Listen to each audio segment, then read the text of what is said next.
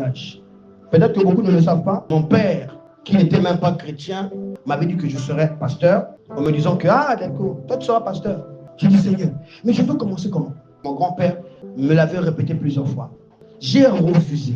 Je n'avais ni le nom de l'église, je ne connaissais ni l'endroit où j'allais commencer l'église. Ma femme, mon épouse, Anissa Iloki, souffrait de mes atalatures. Alléluia.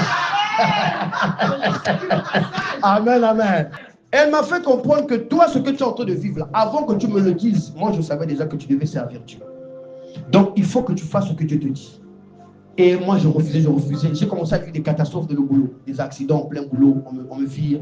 Je commence à boulot, je fais 2 ans, c'est des difficultés. Je vais là-bas, je trouve un bon boulot, mais après, moi par la grâce de Dieu, partout où j'ai travaillé, je pouvais commencer petit, mais je finissais toujours à être superviseur, chef, responsable, bureaucratie quoi. Dans les enfants, l'accès à mon petit nez. Et à l'école, j'étais souvent chef de classe pour une petite... voilà. Comprenez mon émotion. Amen. Hein? Et donc, à l'époque, Dieu m'avait frappé. Je n'avais plus rien. J'étais devenu chronique avec mon survêtement du Real Madrid. Hein, on appelle ça Souboula qui est là. Amen. Hein? Et donne-moi la main, je ne vais pas avancer. Moi qui travaillais, j'étais chef, tout ça là. Je sortais même plus parce que je vais que repas, on va dire, oh, chef Iloki, j'avais honte. Dieu m'a tout enlevé. Jusqu'à vendre les fauteuils, jusqu'à vendre mon congélateur, jusqu'à vendre ma Play 4 que j'aimais à l'époque. C'était un sacrifice terrible. Alléluia. Dieu voulait que je le serve. Témoignage pour la conformité à la doctrine.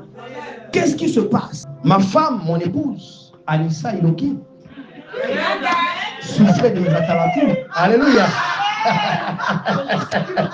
Amen, amen. Alléluia. Elle m'a fait comprendre que toi, ce que tu es en train de vivre là, avant que tu me le dises, moi je savais déjà que tu devais servir Dieu.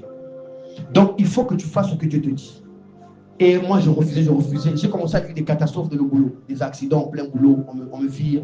Je commence à boulot, je fais 2 ans, c'est des difficultés. Je vais là-bas, je trouve un bon boulot, mais après, moi par la grâce de Dieu, partout où j'ai travaillé, je pouvais commencer petit, mais je finissais toujours à être superviseur, chef, responsable, bureaucratie quoi. Dans les enfants, l'accès à mon petit nez. Et à l'école, j'étais souvent chef de classe pour une petite... voilà. Comprenez mon émotion. Amen. Hein? Et donc, je dis, maman, c'est l'œuvre de Dieu. Je peux être brûlé comme Nadab et Abihu. Je peux finir comme Ophni et Phiné. Donc, chérie, on ne fait pas ça comme ça. Elle me dit, bon, d'accord. Dans ce cas, on va prier, on va jeûner. Et on va se balader, on va recenser, on va voir la télé, tout ça. On va recenser la plupart des pasteurs, des prophètes, ou que Dieu utilise puissamment dans le prophétique. On va aller les voir, on va aller les consulter. Et on a fait le tour de Pointe-Noire. Et parmi les 7 ou 8 prophètes que nous avons vus, c'était la même chose. Et avant même que je ne les voie, elle dit qu'on se lève à la fin du culte, on va aller voir le pasteur. Dès qu'il me voit seulement tout maigre, que j'étais tout bizarre, là, tu sais. Il me dit, oh, l'homme de Dieu, que Dieu vous bénisse, venez. Je ne suis pas l'homme, je ne suis pas pasteur. Il dit, oh, l'homme de Dieu, venez rentrer. On s'assoit. Il me dit, vous êtes venu ici pour que Dieu vous donne des orientations par rapport à ton ministère. Mais tu dois travailler. Il dit, mais pasteur, attends-moi, regarde tout ce que toi tu as ici. C'est vrai que ce n'est pas le matériel, mais tu as un parcours. Mais moi, comme ça seulement, il dit, homme de Dieu, Dieu fait des choses comme il veut.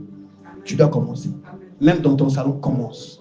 Ah, on a parcouru pendant 2-3 jours toute la ville. Même message. Et avant même qu'on nous parle, les gens parlaient. Dieu m'a mis la pression. Il a dit, petit, tu dois commencer. Et j'ai décidé. On a jeûné, on a prié. On a commencé à prier dans le salon. En priant dans le salon, les gens commençaient à venir, les voisins commençaient à parler. Et bizarrement,